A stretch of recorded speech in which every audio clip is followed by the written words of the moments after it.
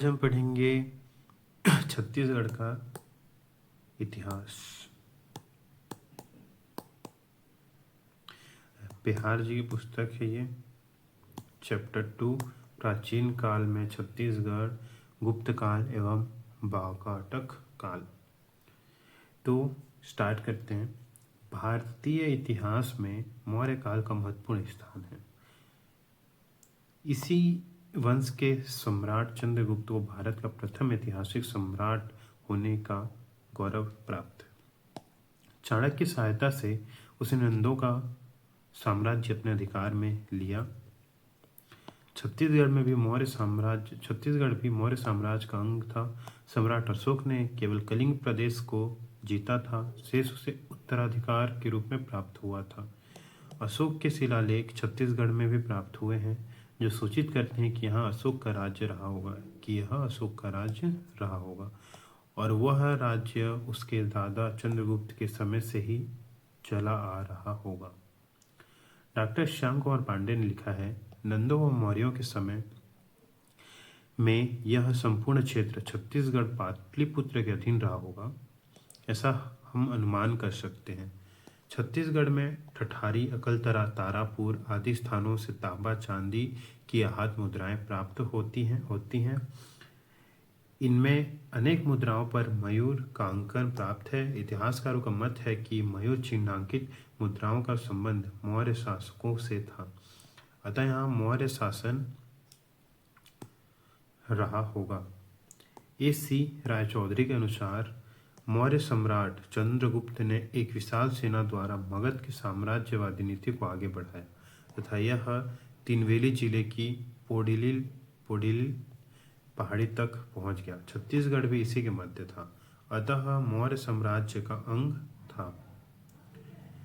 273 ईसा पूर्व में सम्राट अशोक का शासन प्रारंभ होता है। वह 236 ईसा पूर्व तक रहा। अशोक भारतीय इतिहास का एक जगमगाता नक्षत्र था। उसने कलिंग विजय किया था, जिसमें बड़े पैमाने पर नरसंहार हुआ, जिससे उसका हृदय परिवर्तित हो गया। गोकुल प्रसाद के अनुसार कलिंग युद्ध में 1 लाख योद्धा, खेत और 1.5 लाख बंदी बनाए गए। इनमें से भी अधिक संख्या युद्ध के परिणाम स्वरूप अकाल रोग और अन्य विपत्तियों से पंचतंत्रों को प्राप्त हुए। इस युद्ध में रायपुर जिले की प्रजा कितनी कटी, कितनी मिट गई, इसका अनुमान करना असंभव है, परंतु इतना तो अवश्य कहा जा सकता है कि यह संख्या अधिक नहीं तो हजारों में अवश्य रही होगी। कलिंग की स्थिति बतलाते हुए राय बहादुर हिरा ने लिखा है, कलिंग देश महानदी और गोदावरी के बीच बंगाल की खाड़ी के किनारे का प्रदेश था, जिसमें कुछ भाग छत्तीसगढ़ का आता था। इसमें यह भी सिद्ध होता है कि अशोक ने मध्य प्रदेश के पूर्ववर्ती भाग छत्तीसगढ़ को स्वयं जीता। कलिंग युद्ध में छत्तीसगढ़ के लोग किसके पक्ष से लड़े, इस पर मतभेद हैं। डॉक्टर श्याम कुमार पांडे का मत है, निश्चित ही कलिंग से लगा कौशल अशोक से किसी प्रकार की बुराई लेने की स्थिति में नहीं था, वरना उसने अशोक के प्रति और अधिक मित्रता प्रदर्शित की। डॉक्टर रामकुमार बेहर का मत है, इससे भिन्न है। कलिंग का राज्य बस्तर से लगा हुआ था। इस अचल में सरदारों ने अशोक महान के स्थान पर कलिंग नरेश का साथ देना बेहतर समझा, क्योंकि कलिंग उनका पड़ोसी राज्य था। कलिंग युद्ध के विजेता अशोक ने इस पूरे अंचल को अपने साम्राज्य में सम्मिलित कर लिया। छत्तीसगढ़ की मौर्यकालीन दशा के बारे में राय बहादुर हिरालाल लिखते हैं, रायपुर जिले के तुरतुरिया नामक स्थान में बौद्ध भिक्षुओं के विहार थे। वहाँ पर बौद्ध देव की विशाल मूर्ति अभी तक विद्यमान है। बौद्ध धर्म मिट जाने पर भी इस स्थान पर अभी तक स्त्रियां ही पुजारिन होती हैं। सरगुजा रजवाड़े में, जिनका पूर्व नाम झारखंड था, रामगढ़ नामक पर्वत है। यहाँ बौद्ध नाटकशाला और गुफाएं हैं, जिनमें पाली अक्षरों में लेख खुदे हैं और रंगीन चित्र खींचे हैं। उसी लिपि में शक्ति राजवाड़े के दामोदर नामक प्राकृतिक कुंड में भी लेख हैं। मौर्यकालीन पुरातात्विक अवशेष छत्तीसगढ़ से भी प्राप्त हुए हैं। मौर्यों के समय को दो लेख सरगुजा जिले में लक्ष्मणपुर के निकट रामगढ़ पहाड़ी की दो गुफाओं में खुदे हुए हैं। इनके विषय ना तो राजनीतिक हैं ना धार्मिक, किंतु वे किसी सुतनुका नामक देवदासी और प्रेम करने वाले कलाकार से संबंधित हैं। जिन गुफाओं में ये लेख खुदे हैं उनमें से कुछ चित्र भी चित्रित हैं जो प्रायः नष्ट हो चुके हैं। गुफाओं के नाम में जोगी माड़ा और सीताबेंगरा है। सीताबेंगरा मौर्य काली की नाट्यशाला है जो भारत की सबसे पुरानी नाट्यशाला प्रतीत होती है। सरगुजा में रामगढ़ के पास अशोक का लाठ प्राप्त हुआ है जो छत्तीसगढ़ के मौर्य साम्राज्य होने का परिचायक है। छत्तीसगढ़ में मौर्यकालीन सिक्के भी प्राप्त हुए हैं। अशोक और चंद्रगुप्त के नहीं मगर मौर्यकालीन हाथ सिक्के छत्तीसगढ़ के अकलतरा, ठठारी, बिलासपुर में प्राप्त हुए। अकलतरा नामक स्थान से चांदी के 259 हाथ सिक्के प्राप्त हुए हैं। ठठारी से 253 चांदी के सिक्के हाथ सिक्के प्राप्त हुए हैं। तारापुर रायगढ़ से चांदी के 15 हाथ सिक्के मिले हैं। छत्तीसगढ़ के अनेक भागों से मौर्यकालीन चांदी के आहत सिक्कों का मिलना यह दर्शाता है कि उस काल में छत्तीसगढ़ में व्यापार वाणिज्य खूब उन्नति कर चुका था। उपरोक्त प्रमाणों से स्पष्ट होता है कि मौर्य काल में छत्तीसगढ़ मौर्य साम्राज्य का अंग था। यद्यपि यहाँ कौन राज्यपाल था, किस प्रांत के अंतर्गत आता था, राजनैतिक दशा कैसी थी, आदतन ज्ञात नहीं है। द्विवेदी युगीन कवि सुखलाल प्रसाद पांडे ने लिखा है, थे भारतीय नेपोलियन सिंधुगुप्त नृपति बली, बहुवीर नृपतियों की रही यही भूमि क्रीड़ा स्थली। चंद्रगुप्त से वीर धीर अति यशोधर्मा से, पुलकेशी ये यसी अलंकृत धम वंश। वाकाटक गुप्त युग। दूसरी शताब्दी से 5वीं शताब्दी तक दक्षिण कौशल अर्थात छत्तीसगढ़ कभी समकालीन वाटकों के तो कभी गुप्तों के प्रभाव क्षेत्र में रहा। उत्तर भारत में जहाँ गुप्तों की तूती बोलती थी वहाँ दक्षिण भारत में वाकाटक सिंह गर्जना करते थे। इन दोनों राजवंशों के अभिलेखों तथा मुद्राओं से इस अंचल में उनकी उपस्थिति अभिप्रवाहित होती है। गुप्त वंश के महाराज धीराज चंद्रगुप्त की बेटी प्रभावती गुप्त का विवाह वाकाटक नरेश रुद्रसेन द्वितीय से हुआ था।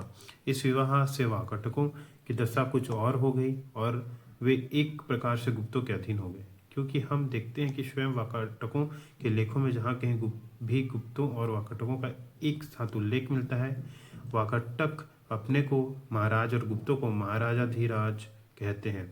सातवाहन साम्राज्य के पतन के पश्चात पूर्वी दक्कन क्षेत्र में अर्थात वर्तमान महाराष्ट्र के पूर्वी भाग में वाकाटक राजवंश का उदय हुआ। प्रभावती गुप्ता ने पूना ताम्रपत्र में से यह निश्चित होता है कि वाकाटक राजा सामान्यतः गुप्तों के समकालीन थे। तथापि उनमें से प्रत्येक राजा की राजकाल के वर्ष आज भी अनिर्णित हैं, केवल अनुमान से ठहराए जा सकते हैं। विदर्भ वाकाटकों की सत्ता के अंतर्गत रहा होगा। हरिवंश पुराण वाकाटक सम्राट प्रवरसेन प्रथम से की जाती है। पुराणों के अनुसार प्रवीर के 4 पुत्र थे। अजंता अभिलेख में वाकाटक राजाओं की वंशावली दी गई है। प्रवरसेन के 4 पुत्रों का शासन विभिन्न भागों में था। ऐसा प्रतीत होता है कि उत्तर विदर्भ वाकाटकों की ज्येष्ठ शाखा के अधिकार में था। गोदावरी के तट पर विस्तृत दक्षिण विदर्भ पर वस्तगुल्म शाखा का शासन था। प्रवरसेन के अन्य दो पुत्रों में से एक गोदावरी के दक्षिण में कुंतल देश पर राज्य करता था, दूसरा कौशल अर्थात छत्तीसगढ़ पर राज्य करता था। डॉक्टर मिरासी की मान्यता है कि बस्तर जिला व उसके पूर्व की ओर के कुछ प्रदेश पर राज्य करने वाले नल राजा पूर्व दिशा में वाकाटकों प्रत्यंत थे। डॉक्टर मिरासी की मान्यता है कि प्रवरसेन का एक पुत्र दक्षिण कौशल पर शासन करता था, मगर वह राज्य शीघ्र समाप्त हो गया। इसी कारण उनके उत्कीर्ण लेख अभी तक नहीं मिले। डॉक्टर मिरासी के अनुसार प्रतीत होता है कि दक्षिण कौशल में नल वंशी तथा अन्य राजाओं द्वारा अपनी सत्ता स्थापित किए जाने के कारण वहां से भी वाकाटकों का अंत हो गया। गुप्त और वाकाटक समकालीन होने के बावजूद एक दूसरे से टकराने में कतराते थे। उत्तर भारत में गुप्त और दक्षिण में वाकाटक स्वतंत्र रूप से शासन करते थे। दक्षिण कौशल कभी वाकाटकों तो कभी गुप्तों के प्रभाव क्षेत्र में आता था। दक्षिण कौशल क्षेत्र का उल्लेख प्रतापी गुप्त सम्राट समुद्रगुप्त के प्रयाग प्रशस्ति स्तंभ लेख में हुआ है। इस पर कोई तिथि दर्ज नहीं है। इससे समुद्रगुप्त के उदय के रूप के समय के भारत की राजनीतिक स्थिति का ज्ञान होता है। लेख 19वीं पंक्ति में उत्कीर्ण है। कौशलक महेंद्र महाकांतारक व्याघ्रराज कौरालकमष्टार राज, अर्थात कौशल के महेंद्र, महाकांतार के व्याघ्रराज, केरल के मष्टराज प्रभृति सभी दक्षिण पंथ नरेशों को पकड़ने तथा छोड़ देने के और उन पर अनुग्रह दिखाने के फलस्वरूप उत्पन्न प्रताप से जिनकी महान समृद्धि और बढ़ गई। श्री राम गोयल ने लिखा है, यह कौशल से तात्पर्य दक्षिण कौशल से है। इनमें मध्य प्रदेश के रायपुर, बिलासपुर जिले, दुर्ग जिले एवं उड़ीसा का संबलपुर जिला तथा गंजाम का कुछ भाग रहे होंगे। काशी प्रसाद जायसवाल ने महाभारत के आधार पर महाकंतार को ही वही प्रदेश बतलाया जो आज कल कांकेर और बस्तर है।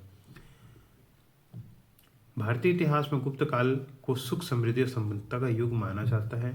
कला और संस्कृति साहित्य के इस युग में सर्वतोमुखी उन्नति हुई, इसलिए इस युग को स्वर्णकाल भी कहा जाता है। गुप्त काल को स्वर्णकाल भी कहा जाता है।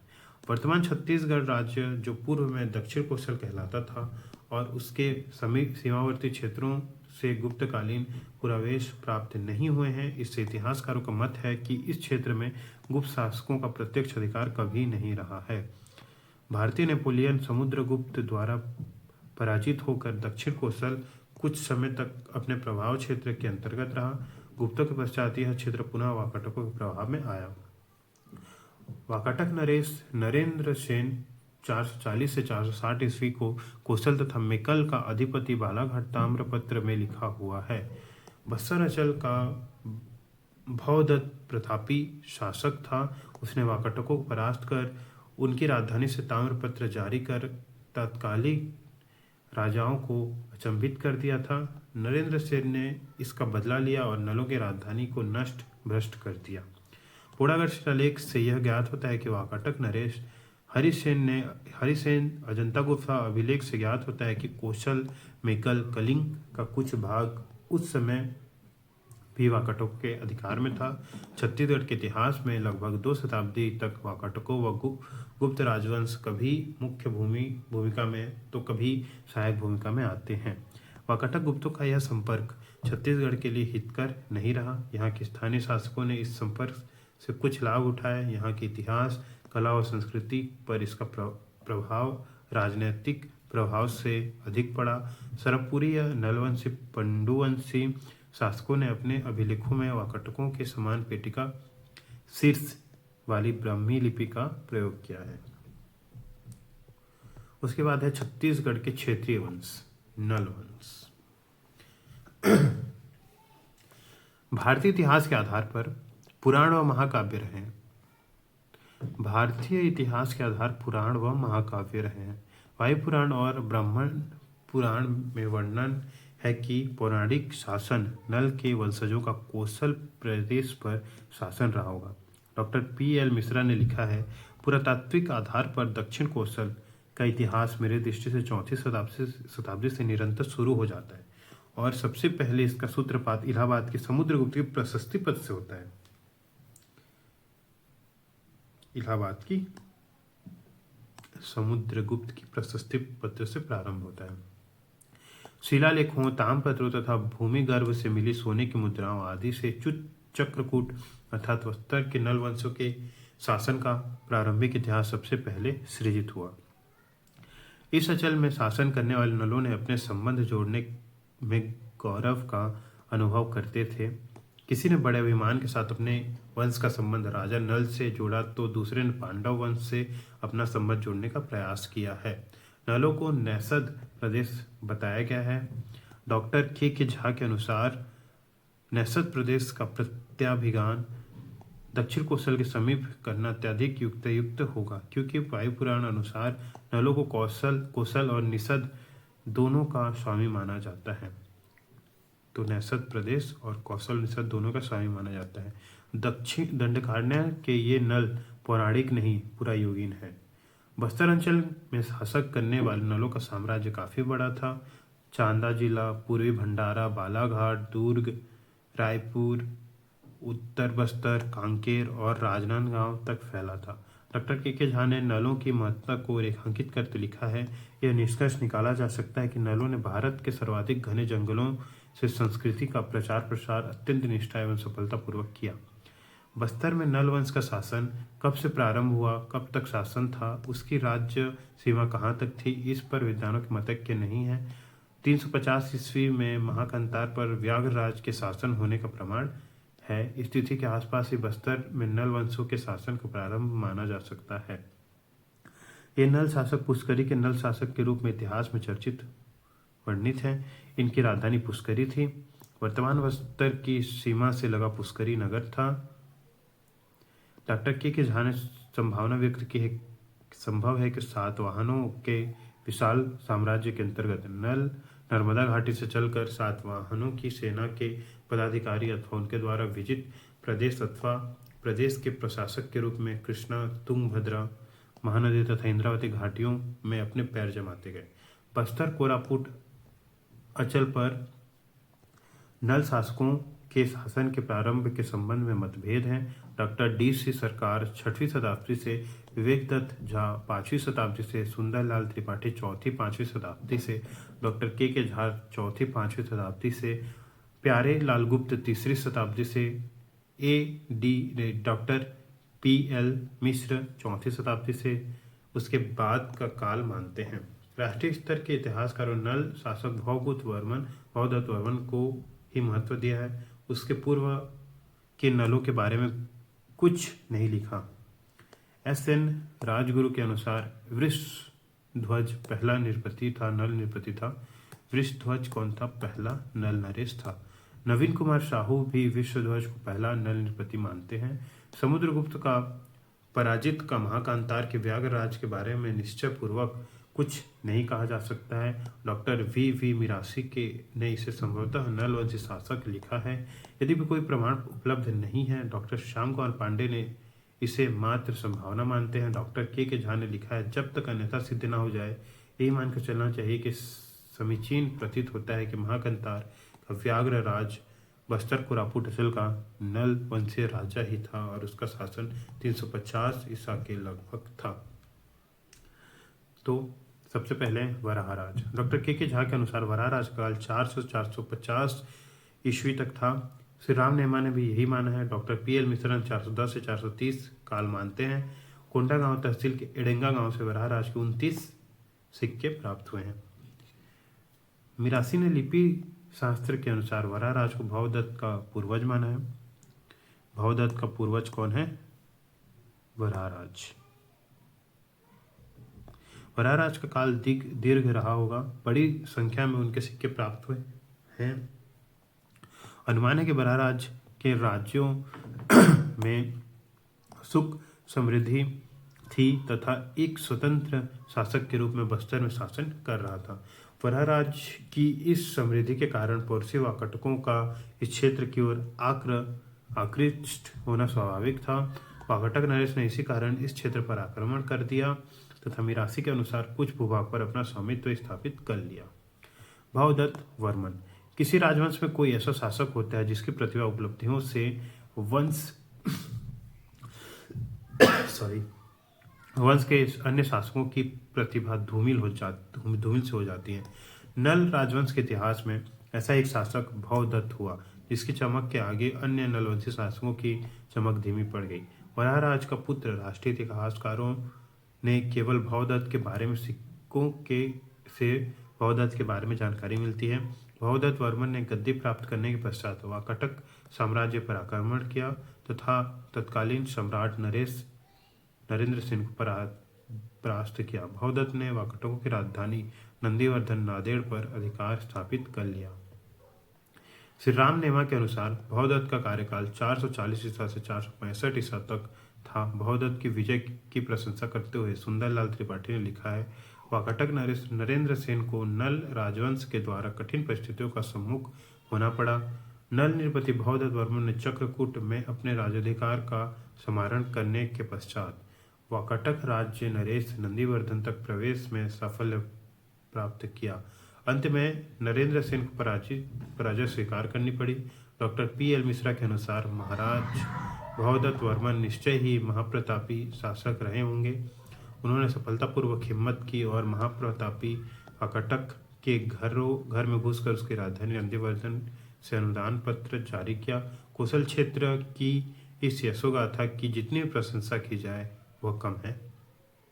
श्री राम गोयल के अनुसार हो सकता है कि नलों को इस अभियान में गुप्तों से सहायता मिली हो। वाकाटकों पर पश्चिम से गुप्तों ने और पूर्व से नलों ने आक्रमण किया हो। इसका आधार भवदत्त की विजय के पश्चात गुप्तों की राजधानी प्रयाग जाना और वहां से दानपत्र जारी करना बताया गया। भवदत्त वर्मन विजयी रहा। उसके साम्राज्य के अंतर्गत बरार से लेकर कोरापुट तक का भाग आता था। उसका आधार भवदत्त के विजय के पश्चात गुप्तों की राजधानी प्रयाग जाना और वहां से दानपत्र जारी करना बताया गया। भवदत्त वर्मन विजयी राजा था। उसके साम्राज्य के अंतर्गत बरार से लेकर कोरापुट का भाग आ जाता था। इसका आधार अमरावती के मोर्शी अचल से प्राप्त भवदत्त का ताम्रपत्र है। इसी ताम्रपत्र से ज्ञात होता है कि उसकी पत्नी का नाम अचाला भट्टारिका था। वाकाटकों पर यह विजय मिरासी के अनुसार उसने अपने शासन काल के पहले वर्ष पाई थी। डॉक्टर मिश्रा ने भवदत्त वर्मन की घोषणा के आधार पर मानते हुए विजय अभियान को 11वें वर्ष में माना है। गौरवशाली वर्ष 441 ईस्वी रहा होगा। डॉक्टर रामकुमार बेहर के अनुसार इसमें संदेह नहीं कि वाकाटकों पर विजय श्री प्राप्त कर भवदत्त ने अपने राज्य का नाम रोशन किया। भवदत्त ने महाराजा की उपाधि धारण की। भवदत्त जो था उसने महाराजा की उपाधि धारण की। इससे पता चलता है कि वह किसी का करद राजा नहीं था, स्वयं शक्ति संपन्न था। भवदत्त का शासनकाल 300-400 मिश्रा 430 मानते हैं। वाकाटकों पर विजय अभियान के भवदत्त के साथ उनके ज्येष्ठ पुत्र अर्थपति भी था। अर्थपति का पूरा सहयोग और समर्थन उसे मिला। भवदत्त वर्मन के आराध्य देव भगवान शिव थे। लगभग 20 वर्षों तक उन्होंने शासन किया। वह निश्चित ही महाप्रतापी, महाबलशाली और ऐश्वर्ययुक्त रहा होगा। कौशल राज्य के इतिहास में शायद ही ऐसा महान शासक हुआ होगा। भट्टारक की उपाधि धारण करने वाला इस अंचल का वह पहला शासक था। महाराज भट्टारक अर्थपति भवदत्त वर्मन, यह नाम वह उपाधि उसके नाम के साथ जुड़ी मिलती है। स्वर्ण मुद्रा प्रचलित कर उसने अपनी प्रसिद्धि प्राप्त की। महाराज भट्टारक अर्थपति भवदत्त वर्मन, भट्टारक की महाराजा की उपाधि धारण करने वाले पहले राजा, भट्टारक की उपाधि धारण करने वाले पहले राजा भवदत्त वर्मन, महाराजा अर्थपति। हिंदू उत्तराधिकरण नियम के अनुसार ज्येष्ठ पुत्र अर्थपति शासक बना। पिता के उत्तराधिकार में उसे एक विस्तृत साम्राज्य प्राप्त था। बरार से लेकर उड़ीसा तक फैला यह साम्राज्य था। वाकाटकों पर विजय अभियान में वह अपने पिता के साथ था। पिता ने उसे भावी शासक के रूप में प्रशिक्षित किया। अर्थपति ने भी भट्टारक की उपाधि धारण की। स्मरणीय है कि दक्षिण भारत के पल्लव राजाओं की उपाधि भट्टारक की होती थी। दक्षिण भारत के पल्लव राजा की उपाधि भट्टारक की होती थी। ऐसा प्रतीत होता है कि दक्षिण भारत और वहां के राजवंशों के संपर्क में आकर बस्तर के नल शासकों ने भी भट्टारक की उपाधि धारण करना प्रारंभ किया था। मजूमदार और पुलास्कर ने इस बात का खंडन किया है कि अर्थपति भवदत्त वर्मन की उपाधि थी। वास्तव में अर्थपति भवदत्त का बेटा था, उत्तराधिकारी था। भवदत्त वर्मन ने दक्षिण भारत के शक्तिशाली वाकाटकों को परास्त किया था। वाकाटक इस अपमान को भूले नहीं थे, मौके की तलाश में थे। भवदत्त की मृत्यु के पश्चात उनकी तैयारी तेज हो गई। नरेंद्र सेन के पौत्र पृथ्वी सेन द्वितीय ने मौका देख नलों पर आक्रमण कर दिया। अर्थपति बुरी तरह से परास्त हुआ। वाकाटकों ने बदले की आग से नलों की राजधानी पुष्करी की राजधानी को नष्ट भ्रष्ट कर दिया। समय प्रतिकूल होने के कारण अर्थपति राजधानी की रक्षा नहीं कर पाए। डॉक्टर मिश्रा इसका आंशिक दोष उसके पिता को देते हैं। इस प्रकार की परिस्थिति भवदत्त वर्मन ने उपस्थित कर दी थी, जो उसके समक्ष न होने पर उत्तराधिकारियों के लिए विकराल समस्या बन गई। सिंहासनारोहण के 7वें वर्ष में अर्थपति ने पुष्करी से दान पत्र जारी किया। इसके पश्चात ही वाकाटकों का आक्रमण हुआ था। केसरी बेड़ा अभिलेख में अर्थपति को महेश्वर, महासेनापति सृष्टि, राजविभव, त्रिपताका ध्वज, नल नृपति, कुलान्वयन तथा महाराज भट्टारक आदि विरोधों से विभूषित किया गया है। पिता भवदत्त की भारतीय अर्थपति ने भी सोने के सिक्के जारी कर अपने ऐश्वर्यशाली होने का प्रमाण दिया। डॉक्टर श्याम कुमार पांडे उनका शासनकाल 460 से 475 ईसा मानते हैं। Doctor PL. मिश्रा 450 से 460 ईसा मानते हैं। वाकटकों से लड़ाई में अर्थपति स्वयं वीरतापूर्वक लड़ते हुए मारा गया। स्कंद वर्मन। अर्थपति की मृत्यु के पश्चात उसका भाई स्कंद वर्मा पुष्करी की राजगद्दी पर बैठा और नलों की शक्ति को पुनः बढ़ाया, नष्ट भ्रष्ट पुष्करी को फिर से बसाया व गौरव दिलाया। डॉक्टर पांडे के अनुसार स्कंद वर्मा अर्थपति की अपेक्षा अधिक योग्य था। अपने राज्य को सुव्यवस्थित कर उसने वाकटकों पर आक्रमण किया। इस समय वाकटकों की राजगद्दी पर पृथ्वीसेन की मृत्यु के पश्चात देवसेन बैठा था। उसकी कमजोरी का फायदा उठाकर स्कंद वर्मा ने विदर्भ के बहुत सारे भाग पर अधिकार स्थापित कर लिया। स्कंद वर्मा वाकटकों के लिए गंभीर खतरा बन गया।